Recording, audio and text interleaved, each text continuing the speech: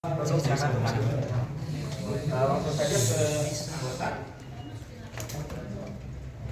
Ada Aisyah, lalu saya Ridwan, lalu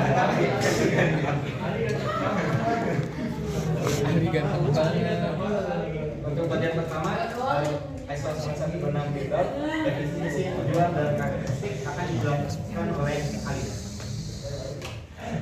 Sini teman-teman ada ISO itu jadi sebuah standar yang mendefinisikan model untuk mengevaluasi kualitas software produk kualitasnya. Jadi ini itu dikembangkan sama ISO ini gitu.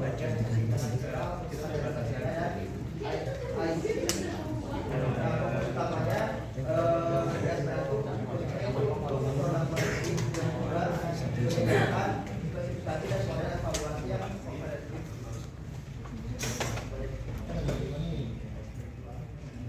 Nah, tujuannya si surat tujuan ini dibuat pertama itu menetapkan standar internasional untuk evaluasi kualitas perangkat lunak, yang dimana nantinya akan dibuat frameworknya yang terdiri dari model kualitas dan metrik yang terkait untuk menilai baik perangkat lunak. Hal ini juga tujuannya membantu quality assurance-nya, mengendalikan quality control juga, dan juga meningkatkan pengembangan perangkat lunak. Gimana ya biasa? Nah, di sini itu ada beberapa karakteristik dalam model evaluasinya. Videonya Pertama tadi. itu fungsionalitas, di mana itu menyediakan fungsi yang memenuhi kebutuhan yang dinyatakan dan itu dinilai berdasarkan keamanan dan stability. Jadi ini tuh memastikan apakah itu sesuai dengan tugas yang dibangunnya. Terus ada akurasi, terus ada ini tuh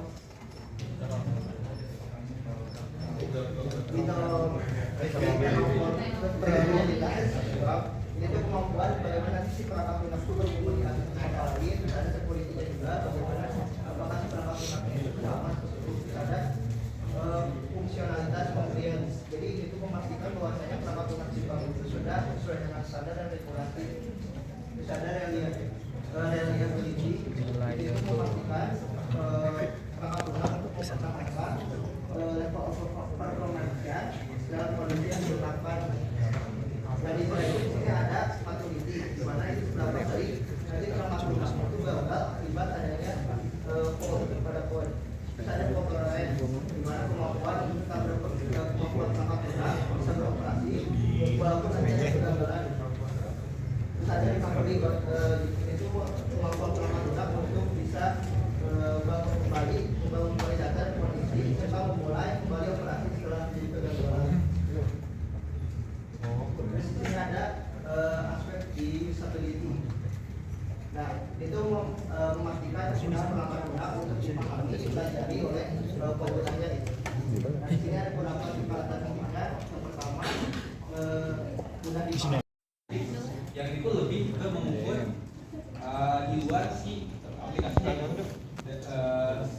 tanpa perlu menjelaskan sebenarnya si aplikasinya. Lalu ada yang bernama matrix, yaitu mengukur perilaku perangkat lunak saat sedang di tes atau dijalankan. Selanjutnya ada quality use, yang mana yang ini mungkin paling krusial dalam ISO 9126 ini, karena tidak hanya mengukur perangkat lunaknya, tapi juga mengukur sejauh mana pengguna dapat mencapai si tujuan spesifik yang terjawab dari ISO. Nah, pertama, langkah berjalan dilakukan ketika melakukan pengukuran ini adalah menyediakan quality modelnya terlebih dahulu. Seperti yang pertama ada terminologi standar. Arti dalam terminologi standar ini adalah menciptakan bahasa yang sama bagi semua pemangku kepentingan, mau itu klien, mau itu developer. Ketika berdiskusi itu si istilah-istilah yang dipakai harus sinkron gitu, harus sama. Bahkan menurut si developer konten itu kayak gimana, menurut si kliennya konten itu kayak gimana, kadang suka ada perbedaan. Di sini di quality model itu spesifik terminologinya yang digunakan. Selanjutnya mendefinisikan atribut kualitas. Seperti yang sudah dijelaskan oleh Ali, ada karakteristik dan karakteristik yang dapat membentuk sebuah kualitas produk pada produk guna.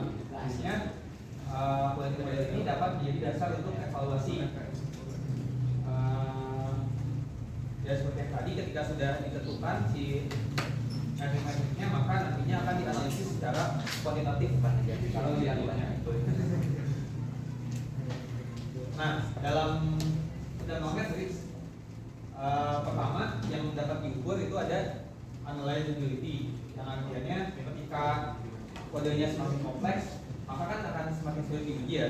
Nah, itu bisa menjadi salah satu matriks ketika mana aplikasi yang mudah ketika diuji, mana aplikasi yang sulit untuk dianalisis dan diuji. Ini ada changeability, ini namanya change, yaitu berubah ketika sistem ini mengadakan perubahan atau perbaikan. Itu apakah perubahannya akan berdampak pada modul-modul lain, atau ketika berubah itu akan menyebabkan error yang lebih besar pada sistem atau modul yang lain. Selanjutnya ada testability, yang mana itu persentase kode yang dieksekusi oleh serangkaian arus uji atau execute. Selanjutnya ada fidelity, mengukur sejauh mana kode ini menggunakan panduan gaya atau standar yang ditetapkan. Misalnya jika kita melakukan coding itu ada beberapa tim, maka harus disetujui dulu mana standar pengkodean yang digunakan. Nah, untuk external matrix ini ada beberapa juga. Yang pertama ada maturity, yang artinya waktu rata-rata antar kegagalan. Jadi ketika digunakan oleh user itu waktu rata-rata yang yang ketika digunakan itu terjadi kegagalan berapa, dan itu dijadikan sebuah pengukuran. Selanjutnya ada reversibility, yaitu rata-rata untuk perbaikan ketika sistem terjadi kerusakan, gagal, itu berapa waktu yang dibutuhkan untuk memperbaikinya, atau di sini dinamakan mean time to repair atau MTTR. Selanjutnya ada time behavior. Ini seperti ketika membuka aplikasi atau membuka halaman, itu berapa waktu yang digunakan gitu, atau biasanya disebutnya page load time. Selanjutnya ada resource utilization, yaitu penggunaan memori pada sistem maupun di kliennya atau di servernya, itu memori yang digunakannya ada berapa. Ketika semakin tinggi berarti kan si tasnya itu harus disesuaikan. Ketika memorinya tinggi berarti banyak yang harus dilakukan. Selanjutnya ada operability, yaitu tingkat penyelesaian tugas. Ketika user di tes, diberikan aplikasinya, itu user dapat menyelesaikan berapa tas dari keseluruhan gitu, kan berapa puluh persen atau berapa per berapa. Nah, selanjutnya ada quality use atau kualitas ketika digunakan spesifik oleh si usernya. Pertama ada effectiveness, lalu ada productivity, yaitu yang tadi gabungan antara time on task dan user error. Lalu ketiga ada satisfaction atau kepuasan. Nah, itu di luar aplikasi berarti kan. Jadi ketika user merasa puas dan tidak puas, itu lebih ke pengalaman si usernya. Lalu yang keempat ada safety atau keamanan. Itu frekuensi seberapa banyak terjadinya kejadian beresiko seperti hilangnya password dan sebagainya di aplikasi atau di website. Selanjutnya implementasi pada baik, di sini saya akan menjelaskan mengenai contoh proses implementasi ISO 14126. Jadi di sini saya menemukan sebuah artikel penelitian. Jadi kita melakukan studi kasus di sebuah SNR Indo buat tunjuk ke. Jadi di SNR itu ada sebuah peraturan perpustakaan. Jadi penelitian itu dia tuh ingin melakukan testing dan menilai standarisasi pada standar ini menggunakan ISO 14226. Jadi fokusnya itu untuk mengevaluasi sistem perpustakaan sekolah di SNR Indo. Metodenya itu menggunakan checklist. Jadi checklistnya itu berupa checklist pertanyaan dari ISO 9026 KMKK tadi kan ada aspek functionality dengan karakteristik security. Lalu dibuat pertanyaan seperti apakah bisa login dan sebagainya. Lalu latar belakangnya ini, ya seperti yang sudah dijelaskan, latar belakangnya itu pertama masalahnya belum jelas apakah bisa memenuhi standar itu. Lalu solusinya adalah menggunakan ISO 9026 sebagai perangkat evaluasi kualitas perangkat lunak. Targetnya itu untuk mengetahui kelayakan, kelemahan, dan area perbaikan dari sistem perpustakaan ISO negeri 27. Metode evaluasinya nampak yaitu checklist ISO 9026. Jadi di checklist itu si peneliti ini membuat pertanyaan-pertanyaan per klausul. Seperti tadi misalkan kan ada karakteristik security, maksudnya portability, itu ada karakteristik dibuatlah pertanyaan per klausul. Lalu ada skala Likert, jadi itu mengubah hasil checklist tadi menjadi skor persentase. Kemudian ada maturity level, jadi untuk menilai tingkat kematangan pada sistem. Setelah itu, untuk mencari akar masalahnya menggunakan visual diagram. Jadi tahapan proses pengukurannya pertama uji coba sistem perpustakaan. Jadi tahap awal ini dengan coba langsung aplikasi untuk melihat pendaftaran dan jawab pengembaraan hingga laporan. Jadi sistem ini dicoba dulu dari awal hingga akhir. Lalu menentukan klausa ISO 9026. Kemudian setelah dicoba, si peneliti ini memilih 6 klausa pilihan, yaitu functionality, reliability, usability, efficiency, maintainability, dan portability agar dievaluasi lebih terfokus. Kemudian yang ketiga adalah menyusun checklist pertanyaan. Setiap klausa dijabarkan menjadi pertanyaan detail yang mewakili fungsi atau kualitas yang seharusnya. Kemudian dilakukanlah checklistnya. Jadi kan pertanyaan itu, contohnya itu berarti kayak misalkan apakah bisa login, terus apakah bisa user yang tidak memiliki izin mengubah data yang di dalam sistem itu. Kemudian diberi skor 1 jika hasilnya ya, kita lihat tidak ya. Kemudian setelah hasilnya itu sudah ada, maka si peneliti mengukur skor Likert. Jadi jumlah skornya itu dibandingkan dengan total perjalanan lalu dikonversi ke persentase sehingga terlihat tingkat pencapaian kualitas. Setelah itu dilakukan analisis hasil. Persentase divisualisasikan dengan standar untuk melihat tingkat kematangan dan dianalisis lebih dalam dengan visual diagram untuk menemukan akar masalah. Lalu contohnya yang tadi, jadi misalkan pertanyaan itu, contohnya di subkriteria security, jadi subkriteria seperti ada di kriteria functionality. Contohnya apakah login kunci? Ya, maka tambah 1 skor. Kemudian apakah aplikasi mitigasi ilegal? Tidak, maka tidak nambah skor apapun dan sebagainya. Rumus perhitungannya jumlahnya dibagi total pertanyaan dikali antara. Jadi setelah dianalisis, dihitung semua skornya. Jadi hasil skor per klausalnya adalah yang pertama klausa functionality, skornya 33,3%, reliability 20%, usability 20%, efficiency 5,26%, portability 30%, dan maintainability 13,3%.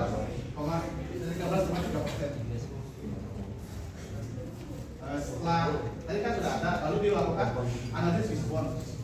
Jadi visual ini berarti untuk menemukan akar masalah. Yang pertama hasilnya itu adalah learnability. Jadi di sistem perpustakaan tidak ada sifat gas. Kemudian dikit aja. Tidak ada Dibanding kayak bisa kita lebih. Ditemukan bahwa sistem itu lambat proses peminjaman. Kemudian dianalisis usability, tidak ada metode analisis kesalahan. Kemudian accessibility, tidak ada pendanaan. Jadi akar permasalahan utamanya itu dari pendanaan ditemukan bahwa akar permasalahan itu sebenarnya adalah karena kurangnya pendanaan. Kondisi ini menyebabkan tidak adanya tim UI, tidak tersedia software untuk uji stabilitas, serta banyak fitur yang tidak dapat dikembangkan. Akibatnya beberapa klausa penting seperti efisiensi, maintainability, dan usability tidak terpenuhi dengan baik.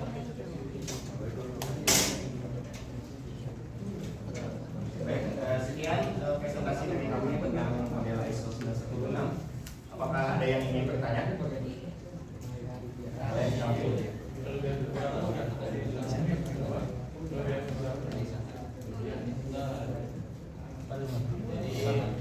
Jadi di dalam si ISO 9126 ini kan ada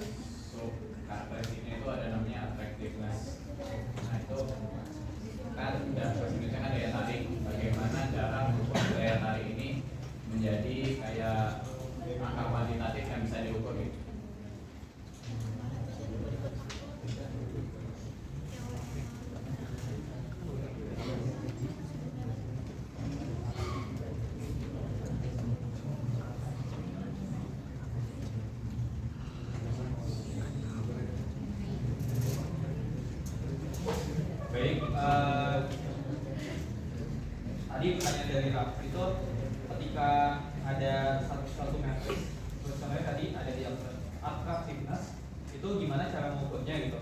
Jadi angka kuantitatif.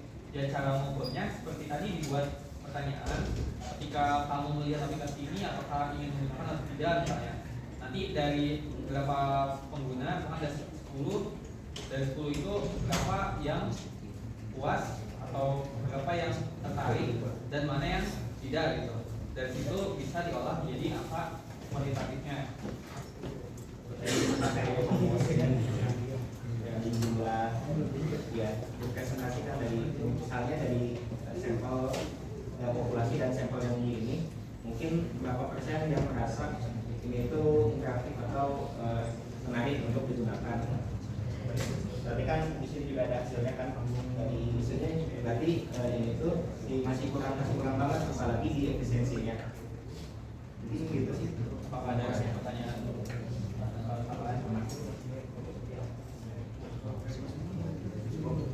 apakah ada yang ingin bertanya lagi?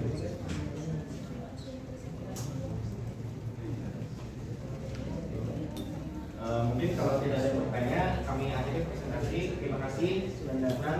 Assalamualaikum warahmatullahi wabarakatuh.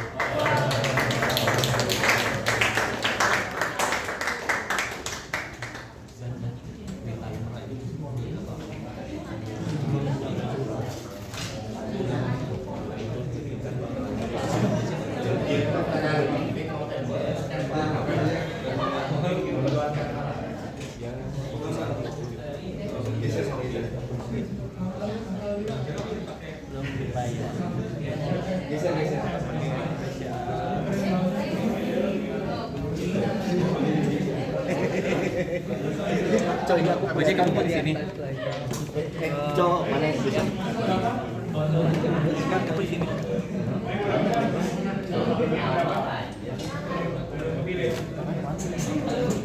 Coba kelihatan nggak?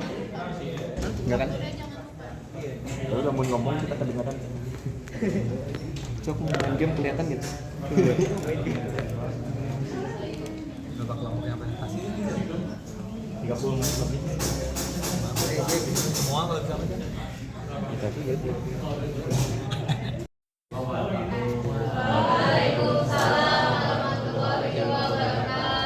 Perkenalkan, kami dari kelompok 3. Di sini kita akan menjelaskan tentang FURPS model. Apa sih FURPS model itu? Apa tuh?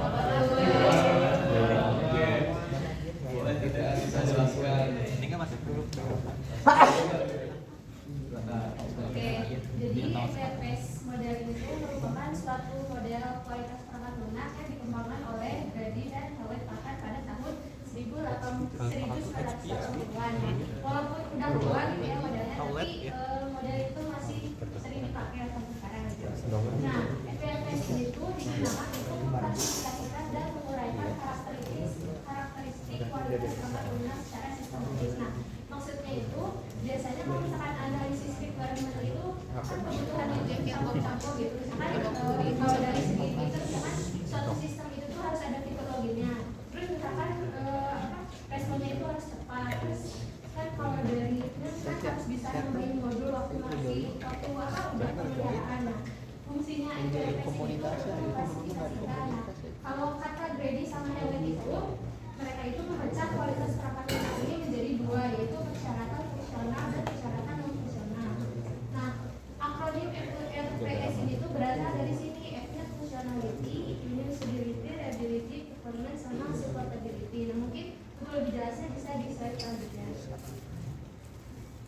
Nah, functionality itu menggambarkan apa yang dilakukan oleh perangkat lunak. Nah, jadi fokusnya itu lebih ke fitur-fitur apa yang akan ada di suatu perangkat lunak tersebut. Nah, contohnya itu misalkan aplikasi e-commerce. Nah, aplikasi e-commerce itu tuh bisa nambahin keranjang, terus bisa melakukan check out, terus ada notifikasinya seperti itu.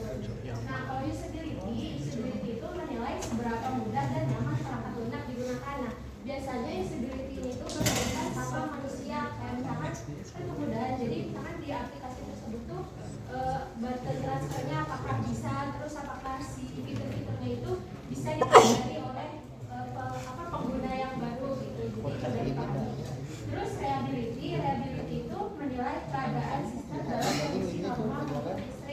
Nah, maksudnya itu atau WA jadi contohnya itu misalkan suatu sistem itu diakses oleh banyak orang gitu. Misalkan ada 100 orang, nah itu tuh servernya tuh apakah down, terus misalkan kalau misalkan servernya udah down itu apakah bisa otomatis gitu.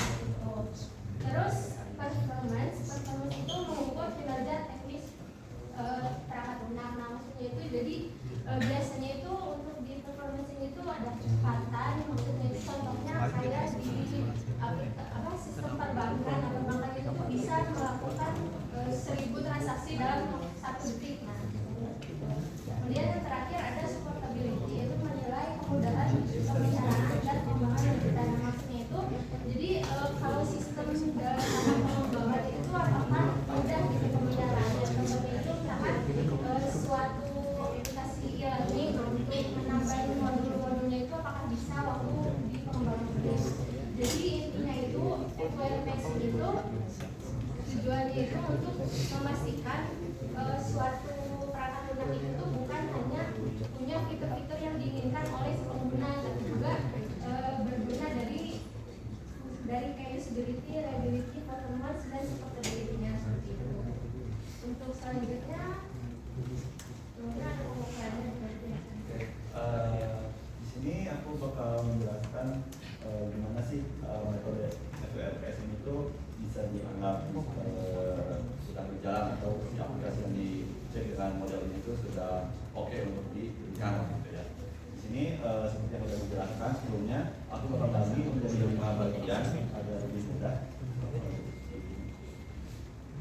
Yang pertama dari sisi fungsionality itu, yang dimana sisi fungsionality ini dari mana ini benar terlihat ya, dimana tester itu memastikan ada seluruh fitur itu sudah bisa diimplementasikan itu sesuai dengan requirement yang sudah ditetapkan di awal. Misalkan contohnya di sebuah game itu terdapat fitur pintu. Apakah fitur pintu ini tuh sudah bisa terbuka? Apakah fitur pintu itu bisa dibuka dengan satu pintu aja atau harus kedua-duanya? Itu nanti kita dicek di requirement atau di metode itu. Lalu selanjutnya juga ada contoh di aplikasi Anggur yang dimana fiturnya itu ya pasti untuk membuat foto lebih jelas gitu ya. Apakah fiturnya itu sudah berjalan semua, fitur-fitur pendukungnya, semua fungsionalitasnya itu dicek di bagian aspek fungsionality ini gitu. Terus yang kedua usability. Nah, mungkin tadi juga disebutkan juga ya, dimana di bagian itu tester lebih fokus kepada apakah si aplikasi yang dicek itu sudah nyaman atau sudah bisa mudah lah gitu digunakan oleh user. Di sini contohnya juga misalkan dalam sebuah game yang misalnya yang pernah main gitu ya, ada istilah yang disebut UI hell, di mana kita bukan melihat gameplay tapi melihat UI doang gitu ya. Dimana memang sih datanya kita dapat semua, tapi ya apakah dilihat atau tidak gitu ya. Nah, mungkin seperti itu. Yang kedua mungkin apakah di sini ada yang volume slider gitu ya. Di sini unik gitu. Jadi kita naikin volumenya kayak lagi pompa gitu. Tapi apakah ini sesuai apa mau memudahkan si usernya atau tidak? Nah, di testing di bagian usability ini tuh tester melihat apakah sudah sesuai kah, apakah sudah bisa digunakan, mungkin seperti itu. Lalu ada di reliability, mana tester itu fokus apakah lebih fokus apakah aplikasi itu sudah andal atau sudah bisa melayani pengguna secara baik dalam berbagai kondisi. Misalkan gitu ya, dalam sebuah server aplikasi itu bisa berjalan dan diakses apa saja dari mana saja. Seperti contohnya ada yang isinya mau kayak support Steam. Ya, katanya itu di Steam tuh saat kita akunnya dihack gitu ya, si pelayanan itu cepat sampai kayak ini kita baru minta itu dihack ternyata sudah dilayani. Nah, misalkan seperti itu, atau enggak di dalam sebuah server kita ngecek apakah si datanya bisa menghandle 100, 1000. Nah, di situ tester melakukan semua pengecekannya seperti stress testing seperti itu di dalam aspek reliability. Nah, ada juga di sisi performance di mana tester di sini melakukan pengujian untuk memastikan aplikasinya itu bisa berjalan dengan baik dan lancar serta menggunakan sumber daya secara wajar atau lebih tepatnya kayak tidak berlebihan gitu ya. Seperti mengecek bagian kurang dan sebagainya. Juga tester juga melakukan pengecekan apakah si aplikasi itu bisa merespons penggunanya dengan cepat dan juga tentunya tepat. Misalkan sebagai contoh, dalam sebuah website apakah web itu bisa menanggapi request user dengan cepat? Misalkan kita lagi pakai apa nih? Kayak spot gitu ya. Kadang kan request itu bisa cepat disalamkan. Nah, tester melakukan hal itu untuk nantinya apakah misalkan 1 detik apakah ini sudah sesuai dengan request yang sudah ditetapkan, apabila belum nanti tentu ini bisa menjadi masalah dan harus diperbaiki. Lalu yang kedua, dalam aplikasi game, nah, biasanya lebih kelihatan di aplikasi game ya, dimana seperti salah satu contohnya itu FPS. Nah, biasanya tester melakukan tes di mana apakah di bagian misalkan stage A, di stage A itu ruangannya apakah FPS lock atau tidak, apakah si size dari sebuah ruangan itu mempengaruhi si FPS tersebut, apakah NPC yang banyak atau tidak itu mempengaruhi. Di situ tester melakukan pengujian dengan cara melakukan pengujian tersebut. Lalu yang terakhir, supportability juga dijelaskan bahwa tidak selalu user tapi dari aplikasi itu sendiri, dari developer itu sendiri. Jadi di sini saya melakukan pengujian di mana membuat kemudahan pemeliharaan dan pengembangan dari sebuah aplikasi, juga kedinamisan dalam aplikasi yang mungkin kita lihatnya kemarin dari kita sebelumnya itu white box testing ya, di mana sebagai contohnya aplikasi yang baik itu bisa terus dijaga dan dirawat dan dikembangkan secara berkelanjutan untuk menjadi lebih baik. Berarti ya tidak stuck di situ aja, tapi aplikasi itu tuh apakah bisa berkembang dengan baik, apakah si kodenya itu sebagai contohnya kodenya bisa sudah sesuai dengan standar ataupun bisa untuk kedepannya bisa untuk expand lebih jauh lagi. Dan seperti contohnya misalkan dalam sebuah game gitu ya, sebuah game ini Putri UB di mana sebelumnya itu hanya tersedia di desktop.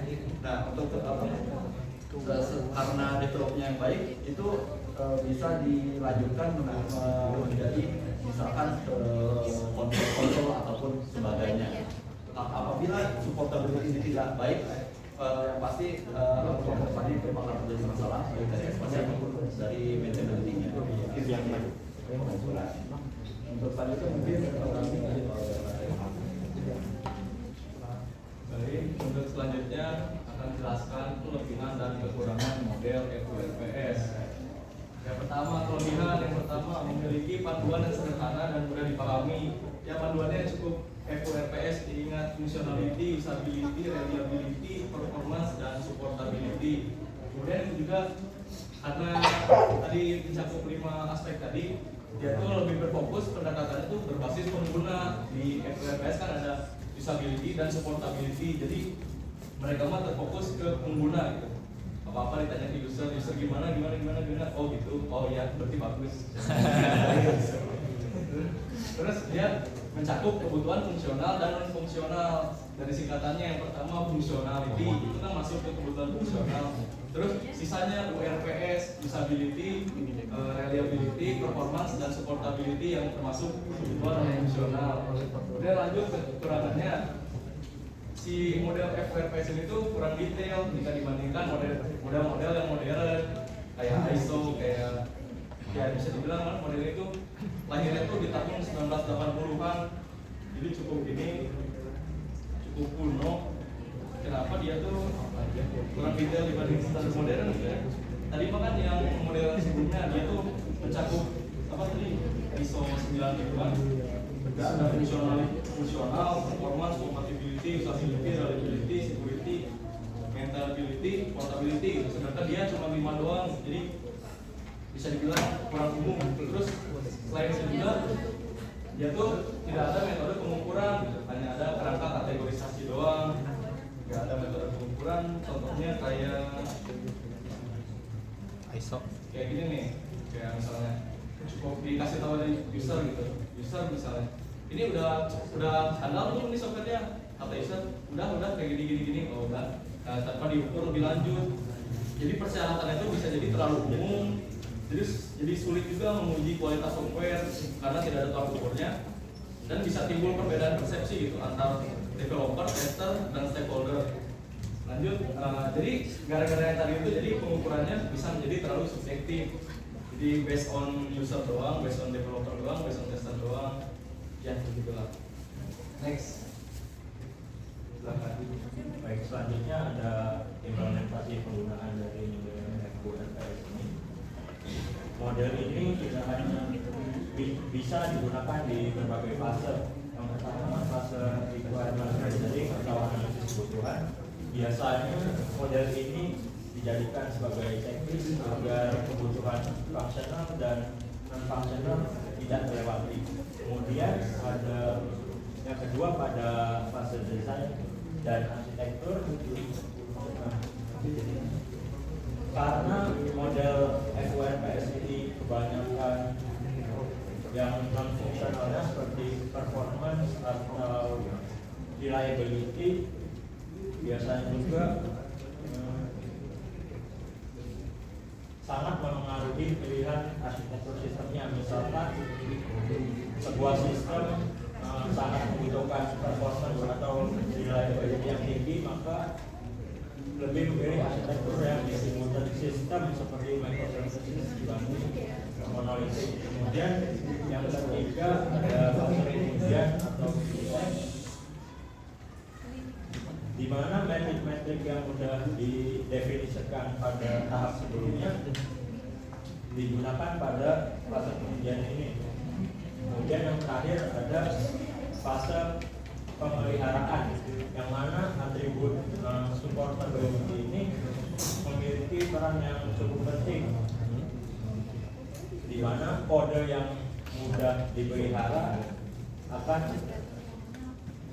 mengurangi biaya dan waktu yang dibutuhkan di masa depan. Kemudian ada contoh lainnya, di sini ada sebuah aplikasi e-commerce diuji tidak hanya apakah transaksi berhasil yaitu functionality-nya, tapi juga seberapa cepat checkout atau performance-nya. Nah, apakah mudah digunakan oleh user baru, usability-nya, apakah tetap berfungsi saat traffic tinggi, reliability-nya, dan apakah mudah ditambahkan fitur baru, portability-nya.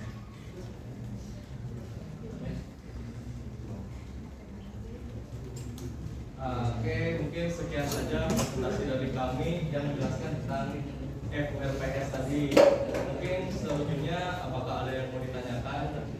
Boleh teman-teman silakan. Oke, selamat Ansarul Ilham, silakan. Oke, jadi bertanya.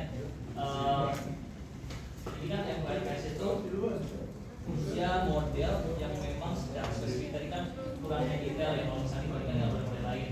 FURPS kan dia cuma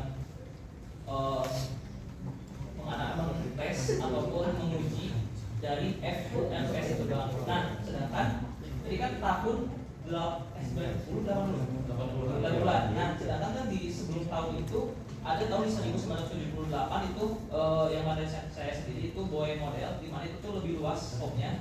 Nah, jadi modelnya tuh dia hierarkial gitu, jadi banyak aspek-aspek yang dites. Nah, untuk FURPS ini dia kan lebih mengerucut, lebih spesifik, lebih diperkecil.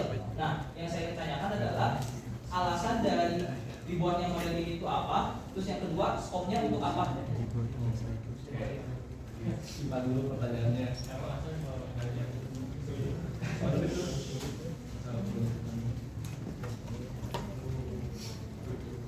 Apakah ada yang mau ditanyakan lagi, teman-teman?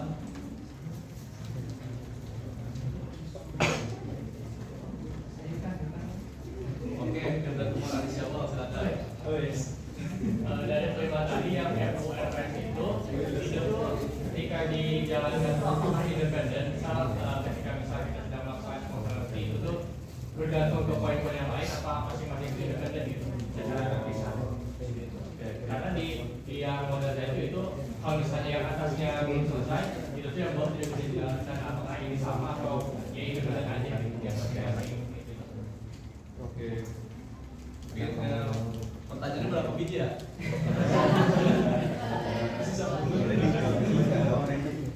Wah, oke. Mungkin satu lagi ya, ada yang mau ditanya lagi atau nggak ada? Nggak ada. Udah kayaknya. Oke, sebentar ya. Kami izin mengkaji dulu.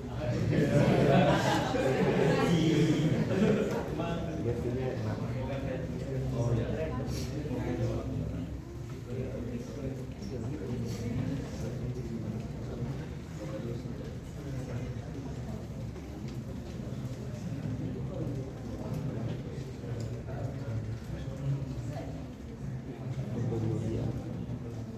Oke, mungkin saya izin menjawab pertanyaan dari Muhammad Hasan.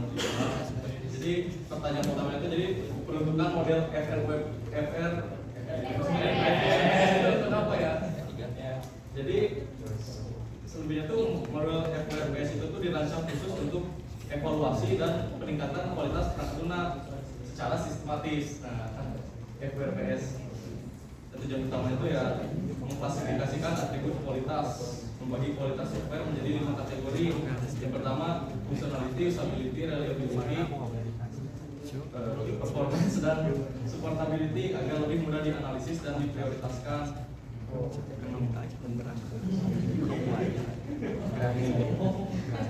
Jadi secara keseluruhan, FRPS itu bertujuan untuk mengembangkan software lebih user centric dan efisien, mengurangi resiko kegagalan produk akibat kualitas yang buruk berdasarkan user.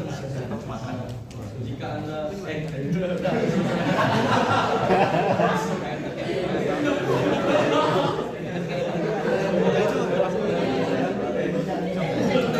lebih human. Aku nambahin dulu ya. Kerjaan Model itu kan ada di 1978 itu ada FRPS ya.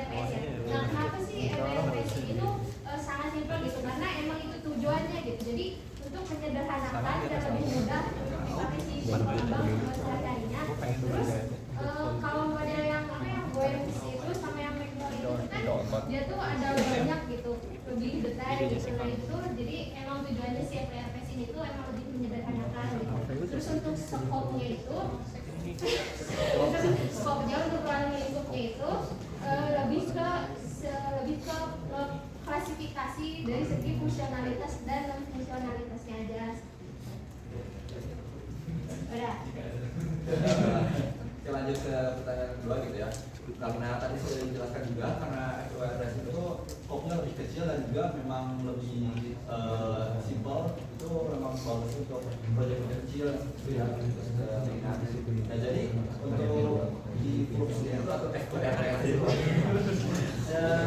dia bekerja secara independen. Namun ya memang dari 5 yang tadi sudah dilakukan, memang mereka saling berkaitan. Jadi dari 5 aspek tersebut itu semuanya saling berkaitan untuk jika semua aspek itu semua sudah seperti maka FRPS itu sedangkan maka selesai. Jadi jawabannya itu dibedakan. Cukup. Ada teman-teman yang ingin menambahkan visi? Mungkin sekian presentasi dari kami. Mohon maaf apabila ada kesalahan kata maupun perbuatan. Wabillahi taufiq wal hidayah. Wassalamualaikum warahmatullahi wabarakatuh.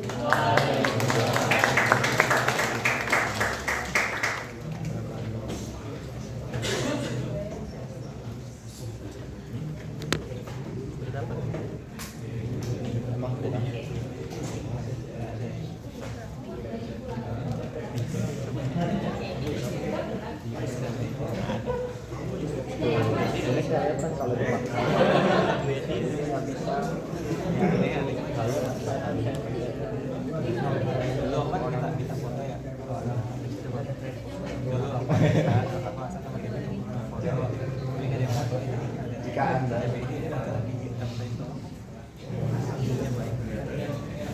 Sumbernya kelihatan, Cok. Kenal.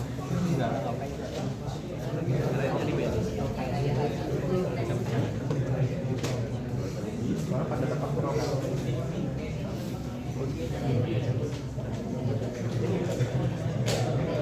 Nah, kerugian penggunanya 70% di atas.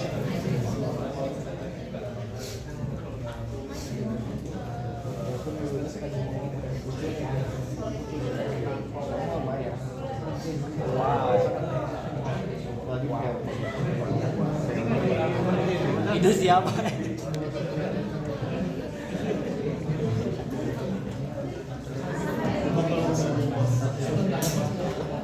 Pak Bus ya?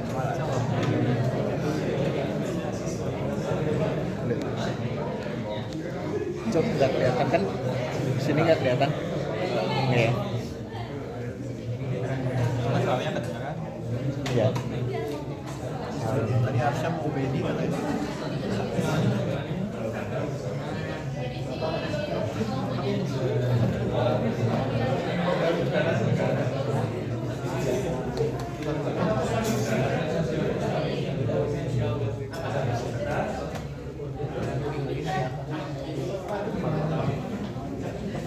Itu di ini secara PS3 kali ya?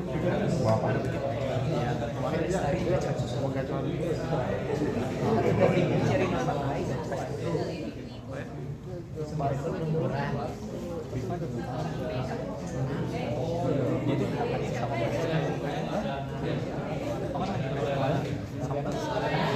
ada pelaku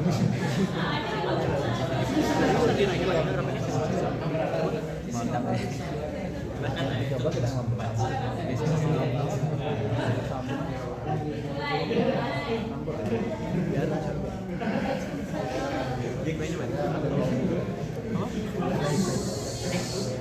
Emang di baru satu.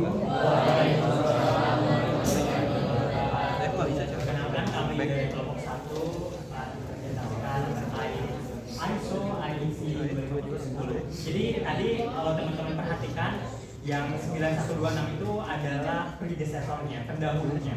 Terus yang tadi juga yang kebetulan ini ada sedikit persamaannya. Nanti akan kita bahas. Mari kita mulai.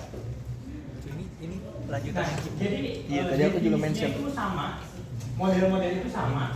Kita itu ingin suatu kualitas produk software itu terjamin. Maka dari itu muncullah ISO. Tadi juga definisinya juga sama.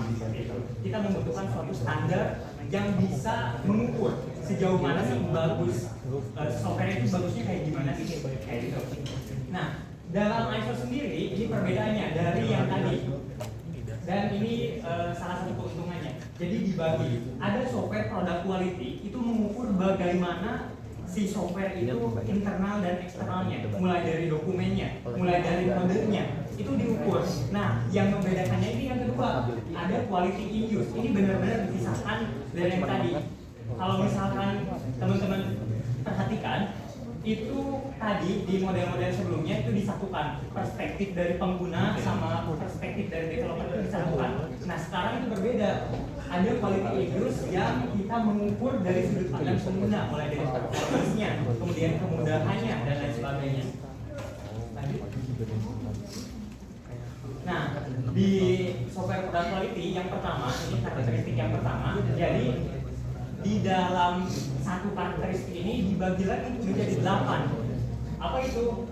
Tapi sebelum masuk ke sana, kita harus bahas terlebih dahulu ada yang namanya static properties dan juga dynamic properties. Kalau static properties itu adalah cara pengukuran di mana si softwarenya itu tidak dijalankan terlebih dahulu. Apa yang diukur? Yang diukur itu dari maintainability, kodenya, mulai dari kodenya, duplikasi kodenya. Kalau teman-teman tahu big O notation, itu diukurnya di sini. Kemudian ada security, mulai dari keamanan, SQL injection dan lain sebagainya itu diukur di static properties karena tidak dijalankan gitu. Kemudian ada functional suitability, ini terkait dokumen. Kalau kita ingin membuat suatu software, kita harus menentukan dokumen fungsionalitas dan non fungsionalitas terlebih dahulu kan. Nah di sini kalau misalkan ada yang kurang lengkap, salahnya ada di static properties gitu. Nah, selanjutnya kita akan masuk ke dynamic properties. Nah, ini karakteristik yang kita ukur ketika si software ini sedang dijalankan. Apa itu? Yang pertama, performance efficiency. Kita mengukur CPU, GPU dan lain sebagainya itu di sini. Kemudian ada reliability.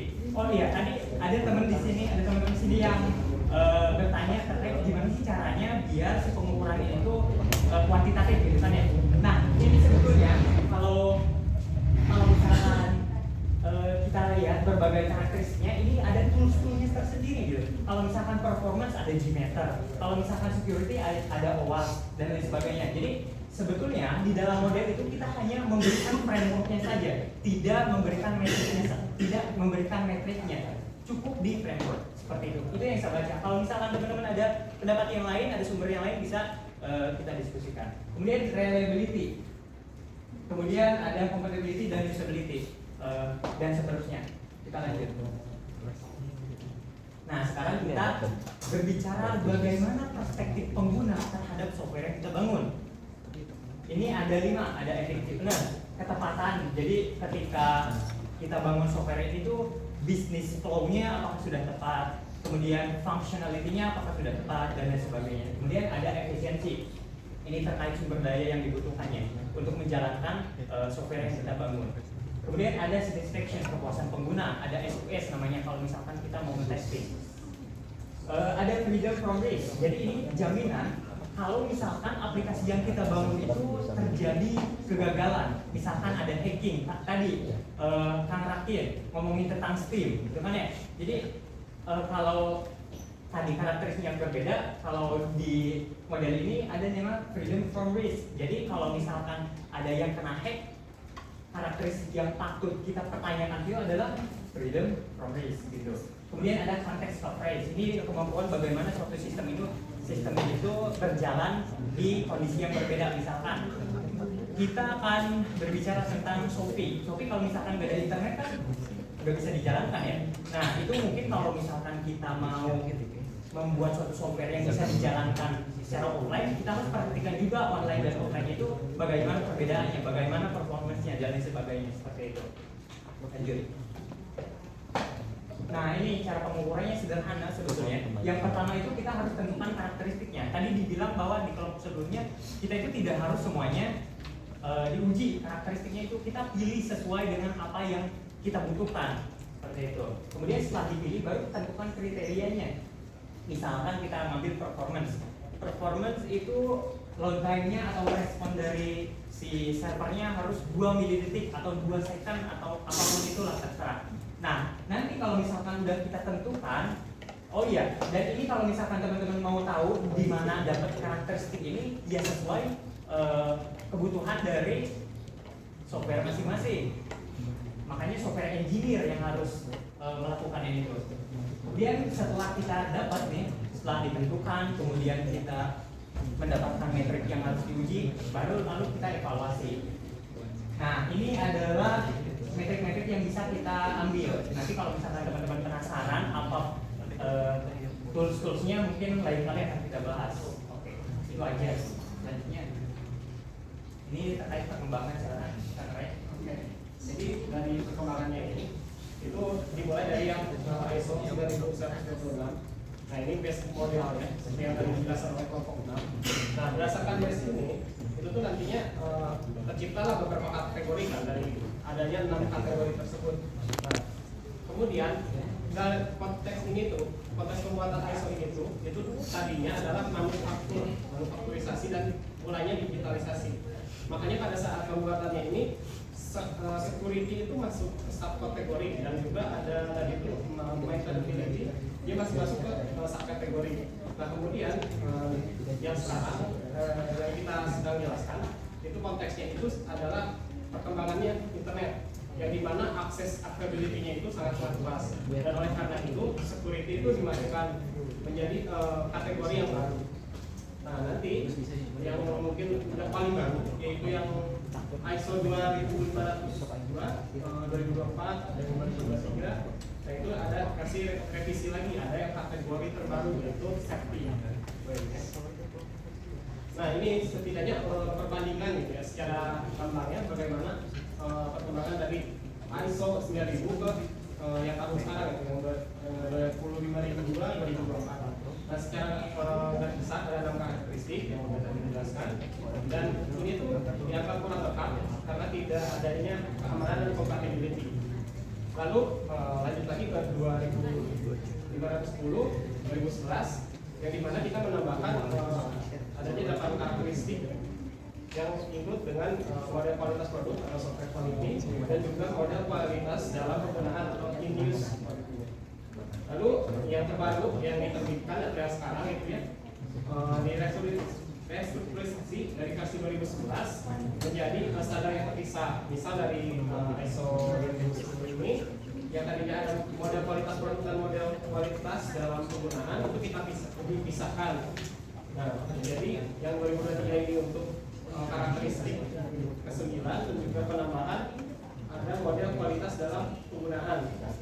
Nah, terus yang 2024 itu ada panduan tingkat ininya, jadi itu lebih bagus lagi lah untuk model kualitas dari supplier. Nah, untuk contoh KPI-nya seperti yang tadi dijelaskan oleh Kak Krisna, KPI ini itu luas sekali tergantung dari bagaimana framework yang kita pilih. Nah, ini saya tampilkan itu berupa contohnya saja. Yang pertama itu functional suitability, yaitu persentase fungsi yang diimplementasikan sesuai spesifikasi. Nah, ini tuh bisa aja dari bagaimana fungsional atau fitur-fitur yang sudah jadi, terus kita jadikan dokumen atau mungkin dokumentasikan gitu ya. Dan itu alatnya bisa berupa test case dan juga requirement traceability matrix. Lalu yang kedua itu ada performance efisiensi, yaitu waktu respon rata-rata dan penggunaan CPU atau maupun sumber daya yang digunakan pada saat pembuatan aplikasi tersebut. Nah, itu juga bisa metode pengukurannya itu berupa pengujian kinerja dan pemantauan. Alatnya bisa bermacam-macam tergantung dari bagaimana software yang dipakai. Tapi kita ambil juga contoh di sini matrix, changing method dan working tools. Lalu ada compatibility yang dimana jumlah konflik dengan perangkat lunak lain di lingkungan bersama. Nah, ini bisa aja dalam satu laptop aplikasi itu ada bermacam-macam. Terus ketika kita instalasi ternyata ada konflik nih di beberapa service, di beberapa port, itu bisa aja timbul. Nah, compatibility ini sebagai pencegah hal tersebut gitu. Nah, itu juga metode pengukurannya itu bisa pengujian interoperabilitas, skenario pengujian multi sistem. Biasanya kita mulainya sih penggunaannya itu dari local dulu karena environment-nya itu lebih terisolasi.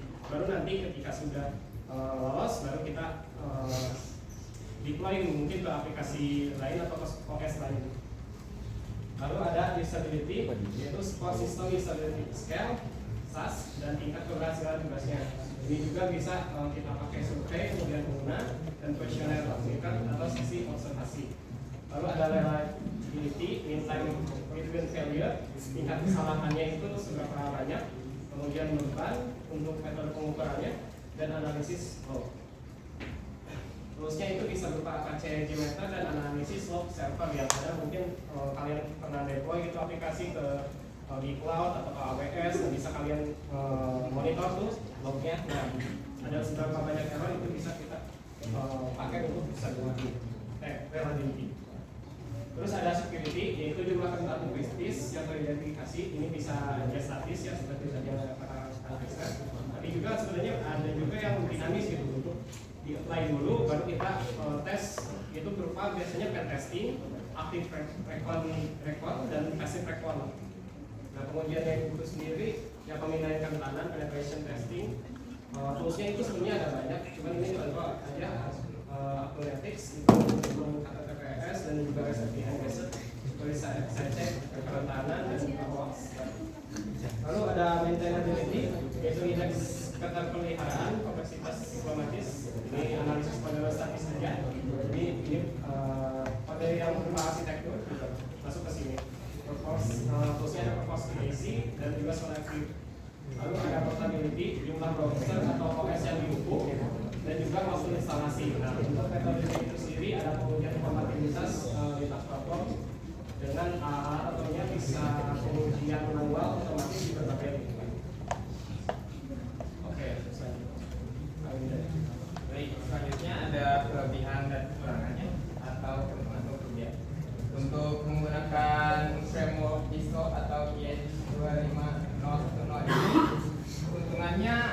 dari kelengkapan dari model ini ya. Model ini cukup lengkap gitu, ada 8 yang tadi dijelaskan oleh Kang Krisna, bahkan 9 kalau baru. Nah, karena kelengkapan itulah keuntungan yang dimilikinya, salah satunya ada menjamin kualitas perangkat lunak yang lebih baik. Karena secara dokumennya sudah lengkap gitu, jadi framework ini bisa meningkatkan kualitas dari perangkat lunak yang kita bangun gitu, atau suatu tim itu bangun. Lalu selanjutnya ada mengidentifikasi dan memperbaiki masalah di sini, di mana masih karena kelengkapan yang tadi gitu, identifikasi masalah dan perbaikan masalah juga bisa ditemukan lebih dini gitu jika menggunakan framework ini. Lalu selanjutnya ada mempermudah komunikasi dengan stakeholder gitu.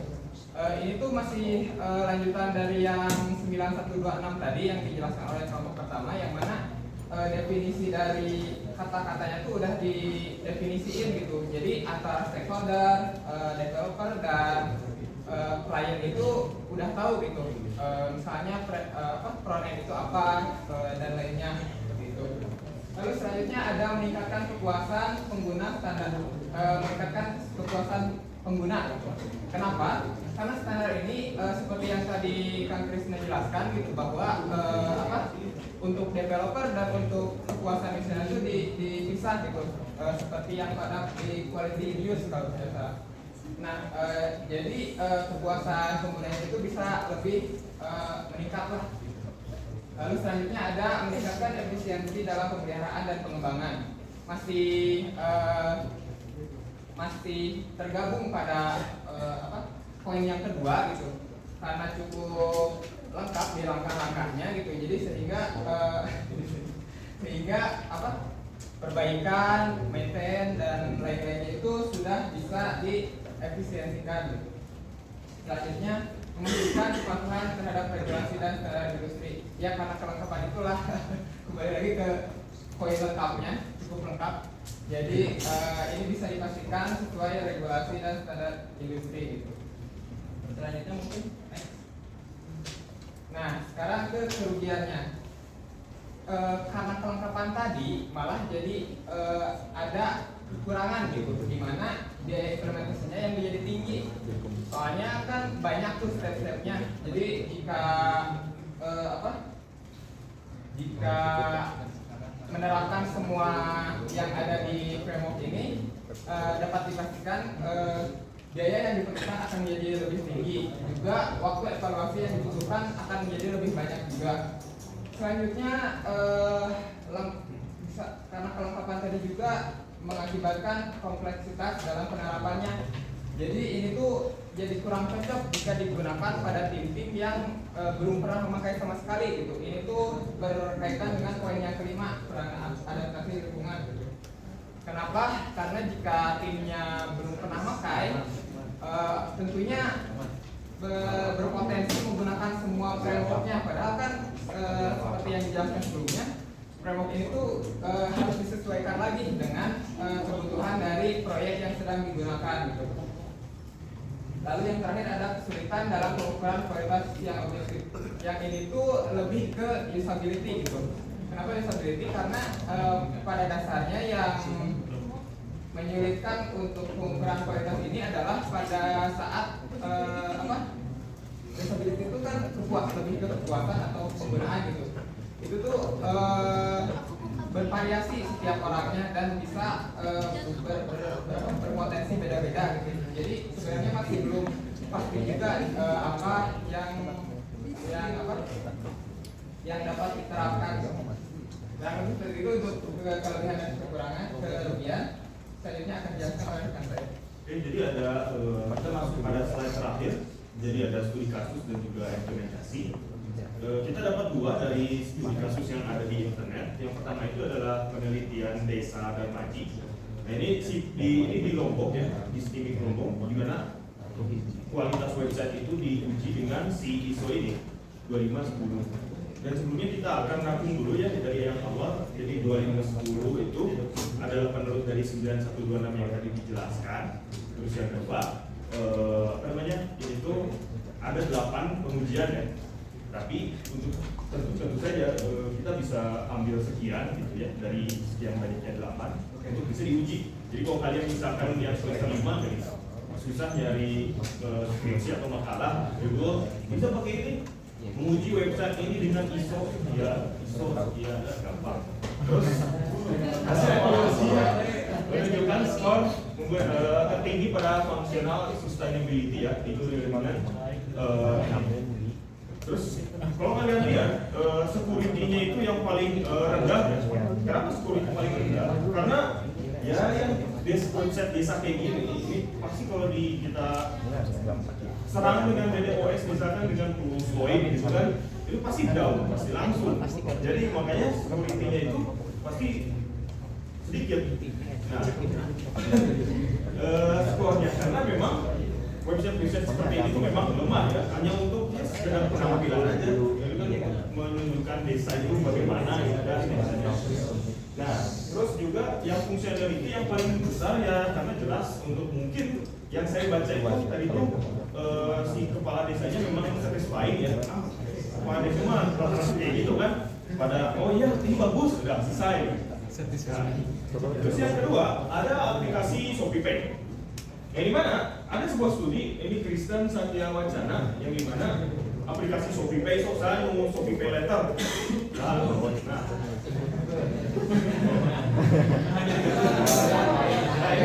Kalian kan bisa ya mengaktifkan ShopeePay letter itu di aplikasi ShopeePay dan juga di Shopee-nya langsung itu bisa.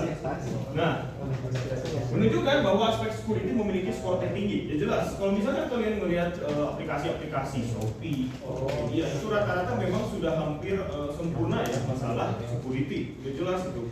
Karena prosedurnya pasti panjang dan ujinya juga pasti panjang. Makanya security itu memiliki skor tinggi, sedangkan yang aspek compatibility memiliki skor terendah. Penelitian ini memberikan wawasan bagi pengembang meningkatkan kualitas aplikasi berdasarkan bukan baik pengguna. Jadi yang paling tinggi adalah security, yang paling bawah adalah compatibility. Karena kita tahu kan ShopeePay itu kan beda ya, sama kayak Shopee biasa itu kan cuma aplikasinya gitu aja, cuma ada tarik, send, dana, ya kan? Nah jadi compatibility-nya lebih rendah daripada yang lain. Oke, dan ini adalah daftar referensinya, bisa kalian baca di sini. Oke, kira-kira begitu saja presentasi dari kami. Apakah ada yang ingin bertanya? 1, 2, 3. Ya boleh. Boleh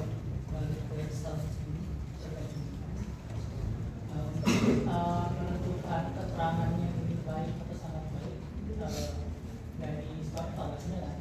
Nah itu batasnya dari Oke, kalau yang compatibility itu biasanya ini ya, apa namanya?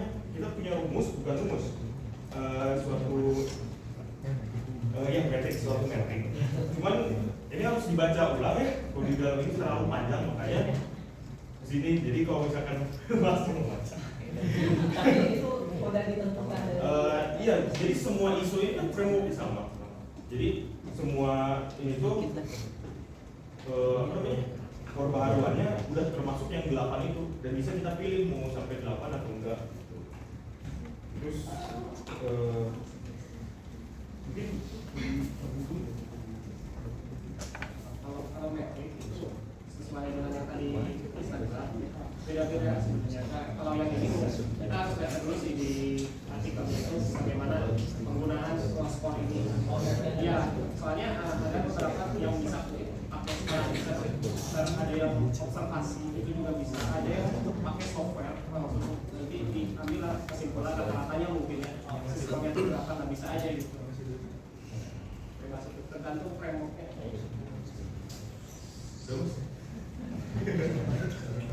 Boleh, Neng? Oke, mau nanya, ini unik ya menurut aturan taraf internasional. Jadi pertanyaannya simpel aja, ada nggak sih perusahaan atau mungkin aplikasi yang dibuat berdasarkan ini, bukan aplikasi yang udah jadi terus dinilai berdasarkan sisi ini. Okay. Terus yang kedua, berapa bulan sih lamanya untuk menerapkan ISO ini di dalam dunia nyata ya, bukan dicek doang. Oke. Kalau misalkan kita lihat dari pada saat itu magang sih. Magang tapi aku bukan Bukan ini ya. Ini Jadi memang setiap perusahaan itu punya standarnya masing-masing ya. Jadi kita mau pakai ISO ini, kalau saya dan biasanya standar kayak gini itu udah masuk ke dalam ranah internal yang tidak boleh dibocorkan ke orang. Karena jelas ya seperti ini bisa merentankan keamanan. Jadi diujinya bisa kayak gitu.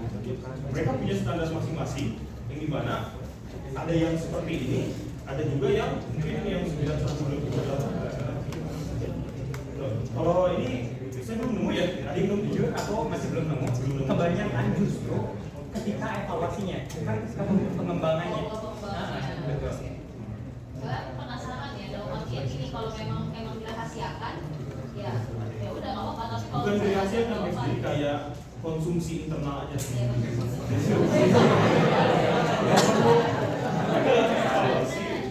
Evaluasi untuk dari timnya, nggak dipublikasi. Itu sih pertanyaannya.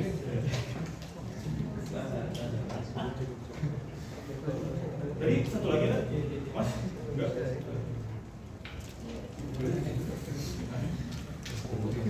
Oke, mungkin sudah terjawab ya. Mungkin kalau misalkan kurang saya cari di internet, mungkin AI lebih pintar. Ya, terus ya sudahlah. Kira-kira seperti itu saja presentasi dari kami. Terima kasih atas perhatiannya. Assalamualaikum warahmatullahi wabarakatuh.